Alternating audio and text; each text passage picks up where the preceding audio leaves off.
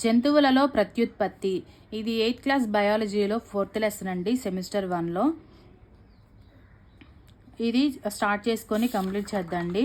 అసలు జంతువుల్లో ప్రత్యుత్పత్తి అనేది ఎలా జరుగుతుంది అనేది ఈ లెసన్లో మనం తెలుసుకుంటాం అన్నమాట. ఇదంతా నేను చదవట్లేదండి, టైం అనేది వేస్ట్ అయిపోతుంది. మనం ఇంతకుముందు ఏం నేర్చుకున్నాం అనేది ఇక్కడ రాశారు. గబగబ చదువుతాను చూడండి ఒకసారి. ఇంతకుముందు తరగతుల్లో మీరు చదివిన జీర్ణక్రియ, ప్రసరణ, శ్వాసక్రియ వంటి ప్రక్రియలు మీకు గుర్తున్నాయా? ప్రతి జీవి మనుగడకు ఈ ప్రక్రియలు అత్యవసరము. మొక్కల్లో ప్రత్యుత్పత్తి విధానం గూర్చి కూడా మీరు తెలుసుకున్నారు. ఒక జాతి అంతరించిపోకుండా ఉండడానికి ప్రత్యుత్పత్తి అనేది అవసరం. జీవులు ప్రత్యుత్పత్తి జరపకపోతే ఏమవుతుందో ఊహించండి. తరతరాలుగా ఒకే లక్షణాలు గల జీవులు కొనసాగుతూ ఉండడానికి ప్రత్యుత్పత్తి ముఖ్యమైనదని మీరు గ్రహిస్తారు. మీరు ఇదివరకే మొక్కల ప్రత్యుత్పత్తి గురించి ముందు తరగతుల్లో నేర్చుకున్నారు. ఈ అధ్యాయంలో జంతువుల్లో ప్రత్యుత్పత్తి ఎలా జరుగుతుందో మనం తెలుసుకుందాం. ప్రత్యుత్పత్తి విధానాలు. వివిధ జంతువుల యొక్క పిల్లలను మీరు చూసారా? మీరు క్రమ సంఖ్యలు 1 మరియు 5లను ఉదాహరణలుగా తీసుకొని పట్టిక 4(1) ఇవ్వబడిన జంతువుల పిల్లల పేర్లు రాయండి. 1 మరియు 5. కోడి కోడిపిల్ల, మానవుడు శిశువు, పిల్లికి పిల్లి పిల్ల పుడుతుంది, కుక్కకు కుక్క పిల్ల, సీతాకోచలకి సీతాకోచలకి, ఆవుకి ఆవే పుడుతుంది, కప్పకి కప్పే పుడుతుంది. వివిధ జంతువుల పిల్లలు పుట్టడాన్ని మీరు చూశారు. కోడిపిల్లలు గొంగళి పురుగులు ఎలా పుట్టాయో మీరు చెప్పగలరా? పిల్లి పిల్లలు కుక్క పిల్లలు ఎలా పుట్టాయి?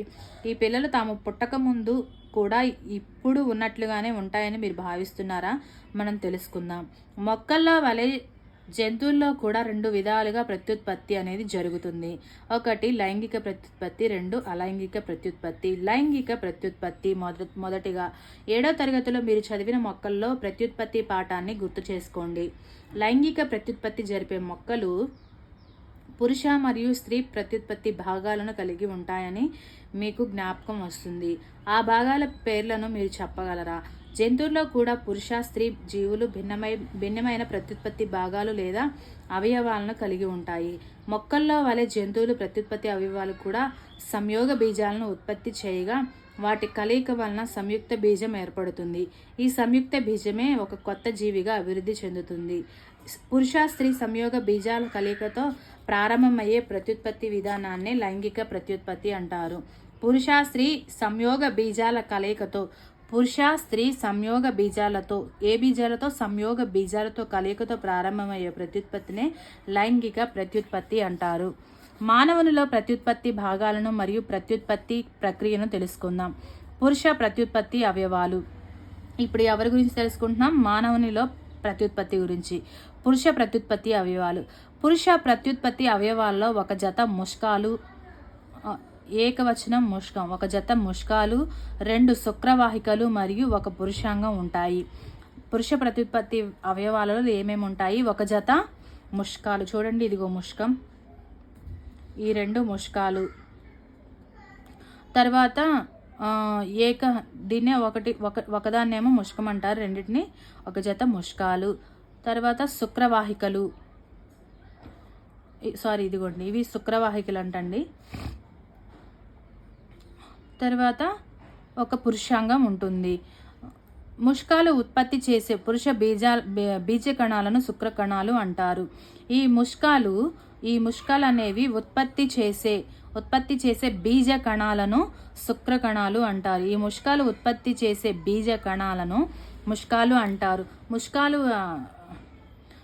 ముష్కాలు ఉత్పత్తి చేసే పురుష బీజ కణాలను ఏమంటారు?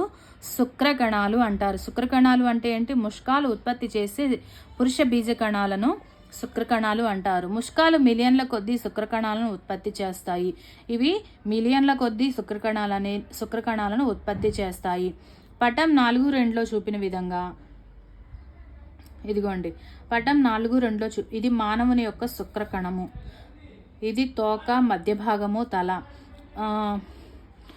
ముష్కాలు మిలియన్ల కొద్దీ శుక్రకణాలను ఉత్పత్తి చేస్తాయి. పటం 4.2లో ఇదిగోండి చూడండి, పటం 4.2లో శుక్రకణం పటం చూడండి. శుక్రకణాలు సూక్ష్మ పరిమాణంలో ఉన్నప్పటికీ ప్రతి శుక్రకణానికి తల, మధ్య భాగము, తోక అనే భాగాలు ఉంటాయి.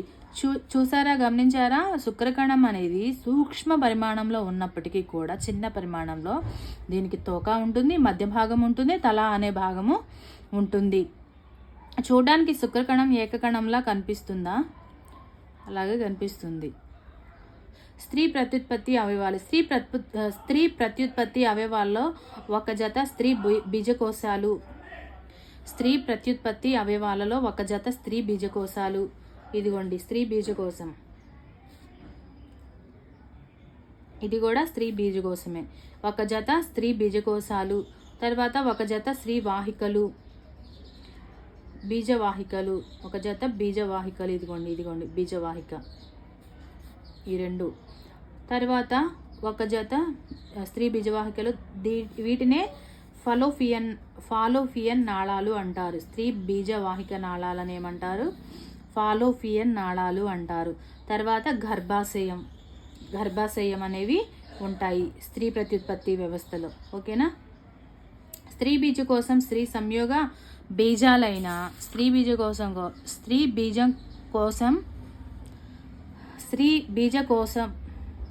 స్త్రీ సంయోగ బీజాలైన అండాలను ఉత్పత్తి చేస్తుంది.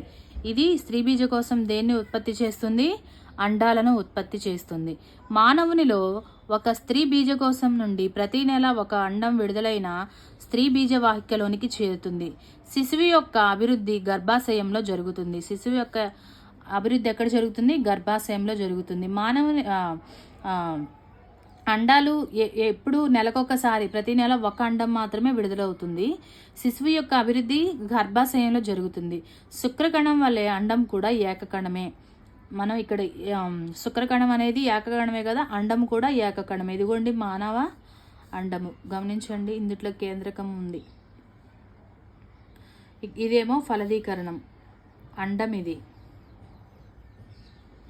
ఈ అండానికి శుక్రకణాలు వచ్చి కలుస్తాయి.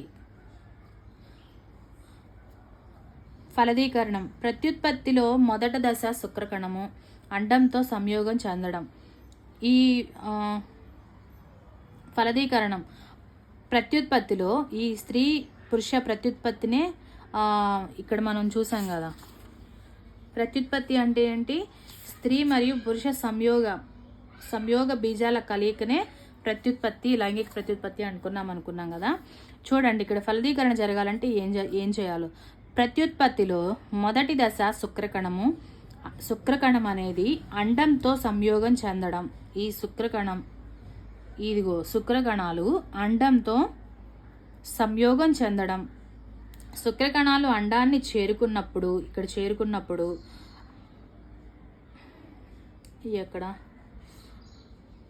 శుక్రకణాలు అండాన్ని చేరుకున్నప్పుడు వానిలో ఒక శుక్రకణం మాత్రమే అండంతో సంయోగం చెందుతుంది. కొన్ని వేల మిలియన్ల శుక్రకణాలు అనేవి బయలుదేరుతాయండి. వాటిలో కొన్ని మధ్యలో అంతమైపోయిన తర్వాత కొన్ని శుక్రకణాలు అండానికి దగ్గరగా వస్తాయి. ఆ అండానికి దగ్గరగా వచ్చిన తర్వాత ఒక్క శుక్రకణం మాత్రమే అండంలోకి చేరుకుంటుంది.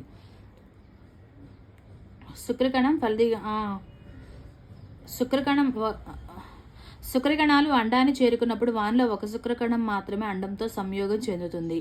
అలా అండము మరియు శుక్రకణం సంయోగం చెందడాన్ని ఫలదీకరణం అంటారు. ఇవి రెండు సంయోగం చెందడాన్ని ఫలదీకరణం అంటారు. ఫలదీకరణం జరుగు సమయంలో శుక్రకణము మరియు అండము యొక్క కేంద్రకాలు కలిసి ఒకే కేంద్రకంగా ఏర్పడతాయి. ఈ ఫలదీకరణం జరిగిన సమయంలో శుక్రకణంలో ఉన్నటువంటి కేంద్రకము, అండంలో ఉన్నటువంటి కేంద్రకము ఒక కేంద్రకంగానే మారతాయి. దీన్నే ఫలదీకరణం అంటారు. దీని ఫలితంగా ఒక ఫలదీకృత అండము లేదా సంయుక్త బీజము ఏర్పడుతుంది. దీని ఫలితంగా ఏమేర్పడుతుంది? ఫలదీకృత అండము లేదా సంయుక్త బీజం ఏర్పడుతుంది. ఒక జీవి ఫలదీకరణ ప్రక్రియ అనేది తల్లి నుండి వచ్చిన అండము మరియు సంయుక్త బీజము. చూడండి, ఇదిగోండి ఇలా ఉన్నది. ఒక శుక్రకణం లోపలికి ప్రవేశించిన తర్వాత సంయుక్త బీజం అంటే రెండు సంయోగం చెందుతున్న కేంద్రకాలు అన్నమాట. ఈ రెండు కేంద్రకాలు సంయుక్తం చెందుతాయి. దీన్ని సంయుక్త బీజం అంటారు. ఫలదీకరణం ప్రక్రియ అనేది తల్లి నుండి వచ్చిన అండము మరియు తండ్రి నుండి వచ్చిన శుక్రకణం వలన శుక్రకణముల కలయిక. ఫలదీకరణ ప్రక్రియ అంటే ఏంటో క్లారిటీగా అర్థం చేసుకోండి. తల్లి నుండి వచ్చిన అండము మరియు తండ్రి నుండి వచ్చిన శుక్ర కణముల కలయిక, దీన్నే ఫలదీకరణం అంటారు సింపుల్గా. కావున శిశువులో కొన్ని లక్షణాలు తల్లి నుంచి, కొన్ని లక్షణాలు తండ్రి నుండి అనువంశికంగా సంక్రమిస్తాయి. మీ సోదరుడు లేదా సోదరిని చూడండి, వారిలో మీ అమ్మ నాన్నలో కొన్ని లక్షణాలు గుర్తించగలరేమో ప్రయత్నించండి. స్త్రీజీవి శరీరం లోపల ఫలదీకరణం జరిగితే దాన్ని అంతర ఫలదీకరణం అంటారు. అంతర ఫలదీకరణం మానవులు, ఆవులు, కుక్కలు,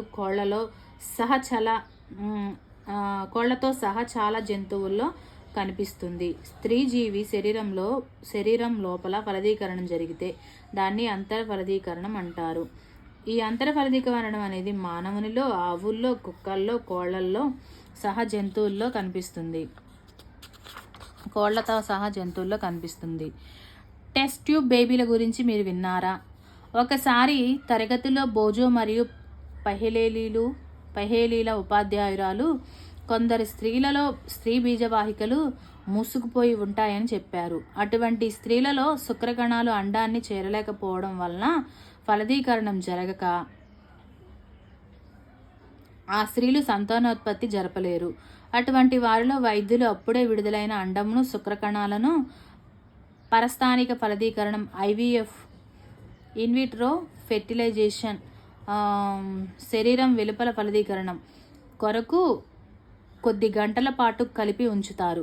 ఒకవేళ ఫలదీకరణం జరిగితే ఆ సంయుక్త బీజమును 1 వారం రోజుల వరకు అభివృద్ధి చెందనిచ్చి దాన్ని తల్లి గర్భాశయంలో ప్రవేశపెడతారు. శిశువు యొక్క సంపూర్ణమైన అభివృద్ధి తల్లి గర్భాశయంలోనే జరిగి అందరూ శిశువులాగా జన్మనిస్తుంది. ఈ విధంగా జన్మించిన శిశువులను టెస్ట్ ట్యూబ్ బేబీలు అంటారు. వాస్తవంగా ఈ పదం మనల్ని శిశువుల పరిశ్నాళికలో పెరుగుతారనే అపోహను కలిగిస్తుంది. కానీ కాదండి, ఇవి పరిశ్నాళికలో పెరగరు. ఫస్ట్ ఏంటంటే పురుషుడి నుండి శుక్రకణము, స్త్రీ నుండి అండాన్ని బయటికి తీసి వాళ్ళు కలుపుతారనమాట. ఇది కలిపిన తర్వాత కొన్ని రోజుల తర్వాత అసలు అది కలిపిన తర్వాత కలిసినప్పుడు అది ఫలదీకరణం జరిగినప్పుడు అప్పుడు ఏమవుతుందంటే కొంచెం ఎదగనిస్తారు. దాన్ని ఎదిగించిన తర్వాత మళ్ళీ దాన్ని స్త్రీ గర్భాశయంలోకి పంపిస్తారనమాట. ఆశ్చర్యకరమైన విషయం ఏంటంటే చాలా జంతువుల ఫలదీకరణం స్త్రీ జీవి శరీరానికి వెలుపల జరుగుతుంది. ఇటువంటి జంతువుల ఫలదీకరణం నీటిలో జరుగుతుంది. ఇలా ఎలా జరుగుతుందో చూద్దాం. వసంత ఋతువు లేదా వర్ష ఋతువులో చెరువులను కానీ లేదా నెమ్మదిగా ప్రవహించే కాలువలను కానీ సందర్శించండి. గుంపులుగా నీటిలో తెలియాడుతూ ఉండే కప్ప యొక్క గుడ్లను చూడండి. గుడ్లు రంగు మరియు పరిమాణమును నమోదు చేయండి. వసంత ఋతువు లేదా వర్ష ఋతువుల్లో గోదురు కప్పలు చెరువులు మరియు నెమ్మదిగా పారే కాలువల్లోనికి చేరుతాయి. మగ ఆడ కప్పలు నీటిలో దగ్గరగా వచ్చినప్పుడు ఆడకప్ప వందల కొద్ది గుడ్లను విడుదల చేస్తుంది. కోడిగుడ్డులో ఉన్నట్టు కప్పగుడ్డుపై పెంకు ఉండదు. కప్పగుడ్డు కోడిగుడ్డుతో పోలిస్తే చాలా సున్నితమైంది. ఒక జెల్లీ లాంటి పొర గుడ్లన్నిటినీ కలిపి ఉంచి గుడ్లకు రక్షణ కల్పిస్తుంది. ఇగోండి కప్ప యొక్క గుడ్లు లేదా అండాలు. ఆడకప్ప గుడ్లు విడుదల చేసిన వెంటనే మగకప్ప శుక్ర కణాలను అండాలపైకి విడుదల చేస్తుంది.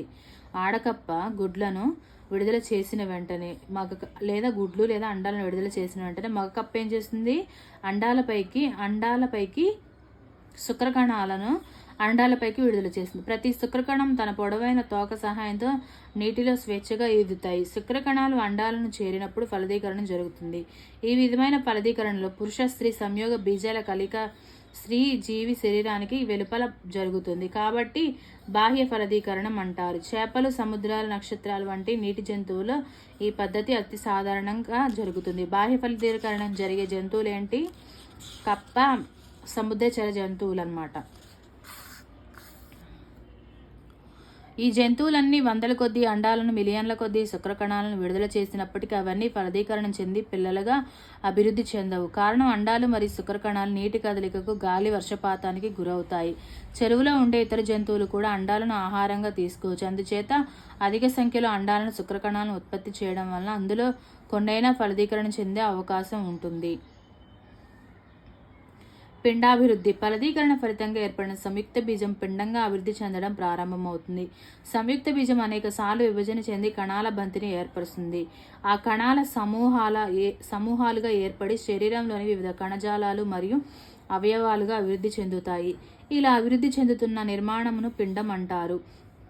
పిండం తదుపరి అభివృద్ధి జరగడం కోసం గర్భాశయపు గోడలకు అతుక్కుంటుంది. పిండం గర్భాశయంలో అభివృద్ధిని కొనసాగిస్తుంది. ఇదిగోండి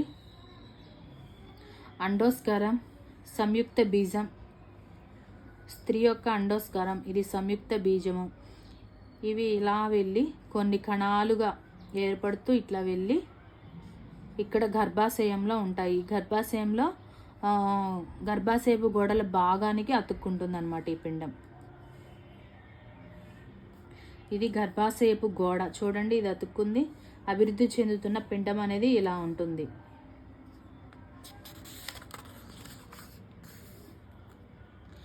క్రమంగా శరీర భాగాలైన చేతులు, కాళ్ళు, తల, కళ్ళు, చెవులు మొదలగునవన్నీ అభివృద్ధి చెందుతాయి. శరీర భాగాలన్నీ గుర్తించగలిగేటట్లు ఉండే పిండ దశను భ్రూమణము అంటారు. శరీర భాగాలన్నీ గుర్తించగలిగేటట్లు ఉండే పిండ దశను ఏమంటారు? భ్రూమణము అంటారు. మనకి సైకాలజీలో కూడా వస్తుంది కదా. భ్రూమణం యొక్క అభివృద్ధి పూర్తయిన తర్వాత తల్లి శిశువుకు జన్మనిస్తుంది. ఇదిగోండి కాళ్ళు చేతులు అన్నీ తయారైన పిండ దశను ఫస్ట్ ఎర్లీ స్టేజ్ను భ్రూమణం అంటారు. ఇదిగోండి గర్భాశయంలో ఇవన్నీ తయారైన పిండం. ఇవన్నీ పూర్తిగా పూర్తయిన తర్వాత తల్లి శిశువుకు జన్మనిస్తుంది. కోళ్లలో కూడా అంతర్ఫలదీకరణం జరుగుతుంది. కానీ మనుషులు, ఆవుల వలె కోళ్లు శిశువులకు జన్మనిస్తాయా కాదని మీకు తెలుసు. మరి కోడి పిల్లలు ఎలా జన్మిస్తాయి మనం తెలుసుకుందాం. ఫలదీకరణం జరిగిన వెంటనే సంయుక్త బీజం అనేక సార్లు విభజన చెంది స్త్రీ బీజవాహిక కింది వైపుకు ప్రయాణిస్తుంది. అలా కిందికి ప్రయాణిస్తున్నప్పుడు దాని చుట్టూ అనేక రక్షక పొరలు ఏర్పడతాయి. నువ్వు చూసే కోడిగుడ్డు చుట్టూ ఉండే గడ్డి పెంకు అటువంటి రక్షక పొరల్లో ఒకటి. అభివృద్ధి చెందుతున్న పిండం చుట్టూ గడ్డి పెంకు ఏర్పడిన తర్వాత చివరకు కోడి గుడ్డు పెడుతుంది. పిండం కోడి పిల్లలాగా అభివృద్ధి చెందడానికి 3 వారాలు పడుతుంది. గుడ్లకు తగినంత వేడిమిని కలిగించేందుకు గుడ్లపై కూర్చొని ఉండడాన్ని మీరు గమనించే ఉంటారు. ఈ సమయంలో గుడ్డు లోపల కోడిపిల్ల అభివృద్ధి చెందుతుందని మీకు తెలుసా? కోడిపిల్ల పూర్తిగా అభివృద్ధి చెందిన తర్వాత గుడ్డును పగలగొట్టుకొని బయటకు వస్తుంది. బాహ్య ఫలదీకరణకు లోనయ్యే జంతువులో పిండాభివృద్ధి స్త్రీ జీవి దేహానికి వెలుపల జరుగుతుంది. ఆ పిండాల పెరుగుదల అండ పొరలకు లోపల కొనసాగుతుంది. పిండాలు అభివృద్ధి చెందిన తర్వాత అండాలు పొదగబడతాయి. అసంఖ్యాకంగా చిరకప్పలు చెరువులలో, కాలువల్లో ఈదుతూ ఉండడం మీరు చూసే ఉంటారు. శిశోత్పాదక, అండోత్పాదక జంతువులు. కొన్ని జంతువులు పిల్లల్ని కనగా మరికొన్ని జంతువులు గుడ్లను పెట్టి తర్వాత అవి పిల్లలుగా అభివృద్ధి చెందుతాయని మనం నేర్చుకున్నాము. గుడ్లు పెట్టే వాటినేమో శిశోత్పాదకాలని, మామూలుగా కనే వాటిని పిండోత్పాదకాలని మనం తెలుసుకున్నాం కదా. పిల్లలను కనే జంతువులను శిశోత్పాదకాలని, గుడ్లను పెట్టే జంతువులను అండోత్పాదకాలు. సారీ, నేను ఇక్కడ తప్పు చెప్పినట్టున్నా. పిల్లలను కనే జంతువులను శిశోత్పాదకాలు అంటే శిశువులను జన్మించే కనే వాటిని శిశోత్పాదకాలని, గుడ్లను పెట్టే వాటిని అండోత్పాదకాలని అంటారు. ఈ క్రింది కృత్యంలో శిశోత్పాదకాలు మరియు అండోత్పాదకాలను మీరు బాగా అర్థం చేసుకుంటకు వాటి మధ్య వ్యత్యాసం తెలుసుకోవడానికి సహాయపడుతుంది. చదివేద్దండి ఒక్కసారి, మనకి సహాయపడుతుంది అంటున్నారు కాబట్టి. కింది జీవులు గుడ్లను పరిశీలించేందుకు ప్రయత్నించండి. కప్ప, బల్లి, సీతాకోకచిలుక లేదా మాత్కోడి, కాకి లేదా ఏ ఇతర పక్షివైనా వీటన్నిటి గుడ్లను మీరు పరిశీలించగలిగారా? మీరు పరిశీలించిన గుడ్లు చిత్రములు గీయండి. కొన్ని తల్లి జంతువులు తమ అండాలను వాటి శరీరానికి వెలుపల పెట్టడం వలన ఆయా జంతువుల గుడ్లను పరిశీలించడం సులభం. ఇవి అండోత్పాదక జంతువులకు ఉదాహరణలు. గుడ్లు పెట్టే వాటిని ఏమంటారు? అండోత్పాదకాలని. పిల్లలను కనే జంతువులను శిశోత్పాదకాలని. కానీ కుక్క, ఆవు లేదా పిల్లి మొదలగు వాని గుడ్లను సేకరించలేరు, ఎందుకంటే అవి గుడ్లు పెట్టవు. ఆ జంతువులు పిల్లల్ని కంటాయి. ఇవి శిశోత్పాదక జంతువులు. శిశోత్పాదక జంతువులకు ఉదాహరణ కుక్క, ఆవు, పిల్లి, ఇవన్నీ శిశోత్పాదకాలే. ఇప్పుడు మీరు శిశోత్పాదకాలు మరియు అండోత్పాదకాలకు మరికొన్ని ఉదాహరణలు ఇవ్వగలరా? పిల్లల నుండి ప్రౌఢజీవులు. కొత్తగా జన్మించిన లేదా గుడ్ల నుంచి పొదగబడిన జీవులు ప్రౌఢజీవులయ్యే వరకు పెరుగుతూనే ఉంటాయి. కొన్ని జంతువుల్లో పిల్లల జీవులు తమ ప్రౌఢ జీవుల కంటే చాలా భిన్నంగా ఉంటాయి. 7వ తరగతిలో మీరు చదివిన పట్టుపురుగు జీవిత చక్రం, గుడ్డు, డెంబకం లేదా గొంగళి పురుగు, కోశస్థ దశ, ప్రౌఢ దశను మీరు గుర్తు చేసుకోండి.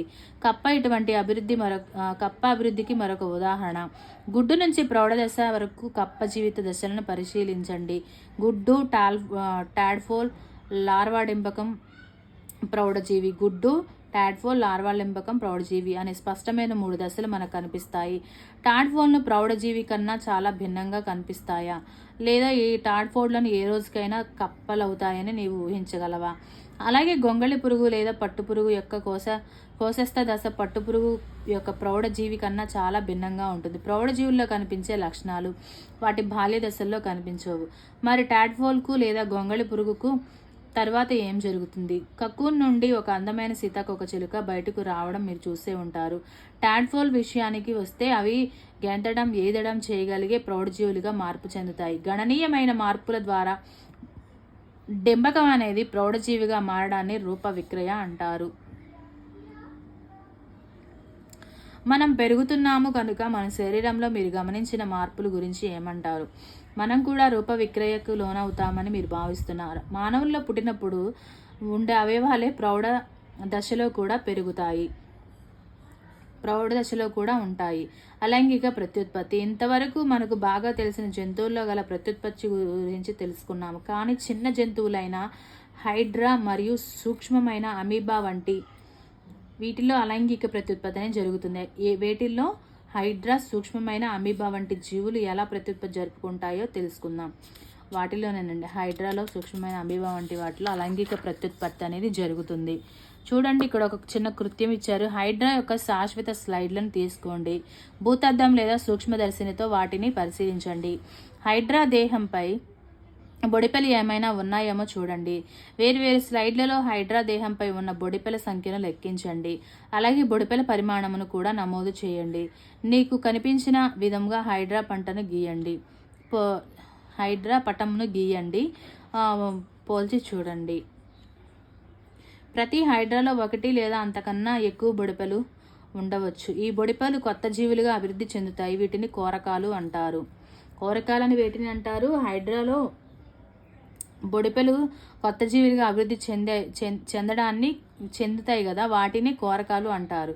ఈస్ట్ నందలి కోరకాలను జ్ఞాపకం తెచ్చుకోండి. హైడ్రాలో ఒకే ఒక తల్లి జీవి నుండి బాహ్య పెరుగుదల రూపంలో కొత్త పిల్ల జీవులు అభివృద్ధి చెందుతాయి. ఒక తల్లి జీవి మాత్రమే పాల్గొనేటటువంటి ప్రత్యుత్పత్తిని అలైంగిక ప్రత్యుత్పత్తి అంటారు. ఒక తల్లి జీవి మాత్రమే పాల్గొనేటటువంటి ప్రత్యుత్పత్తిని అలైంగిక ప్రత్యుత్పత్తి అంటారు. హైడ్రాలో కోరకాల ద్వారా కొత్త పిల్ల జీవులు అభివృద్ధి చెందుతాయి కనుక ఇటువంటి అలైంగిక ప్రత్యుత్పత్తిని కోరకీభవనం అంటారు. అలైంగిక ప్రత్యుత్పత్తిని ఏమంటారు? కోరకీభవనం. సూక్ష్మమైన అమీబా వంటి జీవిలో మరొక విధమైన అలైంగిక ప్రత్యుత్పత్తి విధానమును గమనిస్తాం. అది ఎలా జరుగుతుందో చూద్దాం. అమీబా నిర్మాణమును గురించి మీరు ఇదివరకే నేర్చుకున్నారు. అమీబా అనేది ఏకకణ జీవి అని మీరు గుర్తు చేసుకోండి. అది తలలోని కేంద్రకాన్ని 2 కేంద్రకాలుగా విభజించుకోవడంలో ప్రత్యుత్పత్తి ప్రక్రియను ప్రారంభిస్తుంది. తర్వాత అమీబా దేహం రెండుగా విభజన చెందడం, ప్రతి భాగము ఒక కేంద్రకాన్ని గ్రహించడం జరుగుతుంది. చివరకు ఒక తల్లి అమీబా నుండి 2 పిల్ల జీవులు ఏర్పడతాయి. ఈ విధంగా ఒక జంతువు 2 పిల్ల జంతువులుగా విభజన చెందే అలైంగిక ప్రత్యుత్పత్తి పద్ధతిని ద్విధా విచ్ఛత్తి అంటారు. కోరకీభవనం ద్విధా విచ్ఛత్తితో పాటుగా ఒక మాతృజీవి నుండి పిల్లలు ఏర్పడే ఇతర పద్ధతులు కూడా ఉన్నాయి. వీటిని గూర్చి మీరు పై తరగతుల్లో నేర్చుకుంటారు. చూద్దాం ఇక్కడ ఒక కథ. క్లోన్ డాలీ కథ. ఒక కణాన్ని లేదా సజీవ భాగాన్ని లేదా మొత్తం జీవి యొక్క అచ్చమైన ప్రతి రూపాన్ని తయారు చేయడాన్ని క్లోనింగ్ అంటారు. ఒక కణాన్ని లేదా సజీవ భాగాన్ని మొత్తం జీవి యొక్క అచ్చమైన ప్రతిరూపాన్ని తయారు చేయడాన్ని క్లోనింగ్ అంటారు. జంతువుల్లో క్లోనింగ్ను మొట్టమొదటిసారిగా స్కాట్లాండ్ దేశంలో ఎడిసన్బర్గ్లో గల రోజ్లిన్ సంస్థలో ఇయాన్ విల్మట్ మరియు అతని సహచరులు విజయవంతంగా నిర్వహించారు. ఈ బాక్స్లోదంతా ఇంపార్టెంటే, ప్రతి బిట్ కూడా నేను చదివే ప్రతి లైన్ ఇంపార్టెంటే. కాన్సన్ట్రేషన్ చేసి వినండి, నోట్ చేసుకోండి. జంతువుల్లో క్లోనింగ్ను మొట్టమొదటిసారిగా స్కాట్లాండ్ దేశంలో ఎడిన్బర్గ్లో గల రోజలిన్ సంస్థలో ఇయాన్ విల్మట్ మరియు అతని సహచరులు విజయవంతంగా నిర్వహించారు. వారు డాలీ అనే గొర్రెను విజయవంతంగా క్లోనింగ్ చేశారు. డాలీ జూలై 5, 1996న జన్మించింది.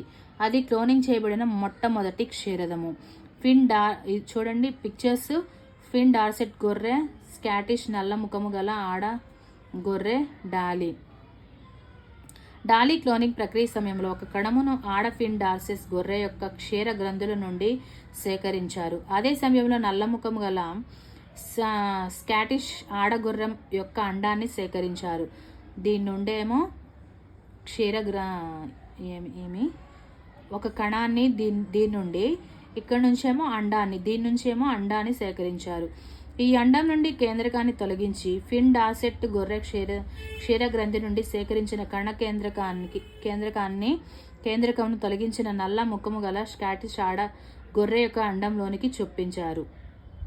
ఈ విధంగా ఏర్పడిన అండాన్ని నల్ల ముఖమును కలిగిన స్కాటిష్ ఆడగొర్రె గర్భాశయంలో ప్రతిస్థాపన చేశారు. సాధారణ పద్ధతిలోనే అండం అభివృద్ధి చెంది చివరకు డాలీ జన్మనిచ్చింది. అది స్కాటిష్ గొర్రెకు పుట్టినప్పటికీ కేంద్రకం సేకరించబడిన ఫిన్ డార్సెట్ గొర్రెను అచ్చంగా పోలి ఉంది. నల్ల ముఖము కలిగిన స్కాటిష్ గొర్రె అండంలోని కేంద్రకం తొలగించడం వలన డాలీలో స్కాటిష్ గొర్రె లక్షణాలు ఏమాత్రము ప్రతిబింబించలేదు. ఫిన్ డార్సెట్ యొక్క ఆరోగ్యవంతమైన క్లోన్ అయిన డాలీ లైంగిక పద్ధతిలో చాలా పిల్లలకు జన్మనిచ్చింది. దురదృష్టవశాత్తు ఊపిరితిత్తులకు సంబంధించిన వ్యాధితో ఫిబ్రవరి 14, 2003న డాలీ మరణించింది. డాలీ తర్వాత క్లోనింగ్ ప్రక్రియలో క్షీరదాలను సృష్టించేందుకు అనేక ప్రయత్నాలు జరిగాయి. అయినప్పటికీ చాలా జీవులు పుట్టడానికి ముందో లేదో పుట్టిన తర్వాతో మరణించాయి. చాలా సంవత్సరాల్లో క్లోనింగ్ ద్వారా ఏర్పడిన జంతువులు తీవ్రమైన అసాధారణ లక్షణాలతో జన్మించాయి. ఈ లెసన్ కూడా కంప్లీట్ అయిపోయిందండి. ఇందులో కీలక పదాలు ఒకసారి గమనించండి. లైంగిక ప్రత్యుత్పత్తి, విద్యా విచిత్తి, కోరకీభవనం, అండాలు, పిండం, బాహ్య ఫలదీకరణం, భ్రూణం, అంతర ఫలదీకరణం, రూపవిక్రియ, అండోత్పాదక జీవులు, లైంగిక ప్రత్యుత్పత్తి, శుక్రకణాలు, శిశోత్పాదక జీవులు, సంయుక్త బీజం. జంతువులు 2 పద్ధతుల్లో ప్రత్యుత్పత్తి జరుపుతాయి. 1 లైంగిక, 2 అలైంగిక. పురుష మరియు స్త్రీ సంయోగ బీజాల కలయిక వల్ల జరిగే ప్రత్యుత్పత్తిని లైంగిక ప్రత్యుత్పత్తి అంటారు. స్త్రీ బీజకోశాలు, స్త్రీ బీజవాహికలు గర్భాశయం స్త్రీల్లో ప్రత్యుత్పత్తి అంగాలు. ముష్కాలు, శుక్రవాహికలు పురుషాంగం పురుషుల్లో ప్రత్యుత్పత్తి అంగాలు. స్త్రీ బీజకోశాలు స్త్రీ సంయోగ బీజాలైన అండాలను, ముష్కాలు పురుష సంయోగ బీజాలైన శుక్రకణాలు ఉత్పత్తి చేస్తాయి. అండము, శుక్రకణముల కలయికను ఫలదీకరణం అంటారు. ఫలదీకరణం చెందిన అండాన్నే సంయుక్త బీజం అంటారు. స్త్రీజీవి శరీరం లోపల జరిగే ఫలదీకరణంను అంతర ఫలదీకరణం అంటారు. మానవుల్లో కోళ్ళు, ఆవులు, కుక్కలు వంటి ఇతర జీవుల్లో ఇది జరుగుతుంది. స్త్రీజీవి శరీరం వెలుపల జరిగే ఫలదీకరణం బాహ్య ఫలదీకరణం అంటారు. ఇది కప్పలు, చేప, సముద్ర నక్షత్రం మొదలగు వాటిలో జరుగుతుంది. సంయుక్త బీజం అనేకసార్లు విభజన చెంది పిండంను ఏర్పరుస్తుంది. తదుపరి అభివృద్ధి కొరకు పిండం గర్భాశయపు గోడలకు అతుక్కుంటుంది. శరీర భాగాలన్నీ గుర్తించగలిగే విధంగా పిండం దశను భ్రూణం అంటారు. మానవులు, ఆవులు, కుక్కలు వంటి పిల్లలను కనే జంతువులను శిశోత్పాదకాలు అంటారు. కోడి, కప్ప, బల్లి, సీతకోవ చిలుక వంటి గుడ్లను పెట్టే జంతువులను అండోత్పాదకాలు అంటారు. గణనీయమైన మార్పుల ద్వారా డింబకం ప్రౌఢజీవిగా పరివర్తనం చెందడాన్ని రూపవిక్రయ అంటారు. రూపవిక్రయ ఒక జీవి తల్లి లేదా తండ్రి మాత్రమే ప్రత్యుత్పత్తిలో పాల్గొని జరిపే ప్రత్యుత్పత్తిని అలైంగిక. ఒక జీవి తల్లి లేదా తండ్రి కానీ మాత్రమే ప్రత్యుత్పత్తిలో పాల్గొని జరిపే ప్రత్యుత్పత్తిని అలైంగిక ప్రత్యుత్పత్తి అంటారు. హైడ్రాలో కొత్త జీవులు కోరకాల నుండి అభివృద్ధి చెందుతాయి. ఈ రకమైన అలైంగిక ప్రత్యుత్పత్తి విధానాన్ని కోరకీభవనం అంటారు.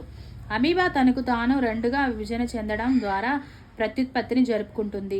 ఈ రకమైన ప్రత్యుత్పత్తి విధానాన్ని విధావిచ్ఛత్తి అంటారు. ఈ లెసన్ అయితే కంప్లీట్ అయిపోయింది. ఇందులో ఉన్న ఇంపార్టెంట్ క్వశ్చన్స్ కమ్యూనిటీలో పోస్ట్ చేస్తాను, ఆన్సర్ చేయండి. ఇంతటితో 8th class first semester geology అయితే కంప్లీట్ అయిపోయిందండి. బయాలజీ అయితే కంప్లీట్ అయిపోయింది.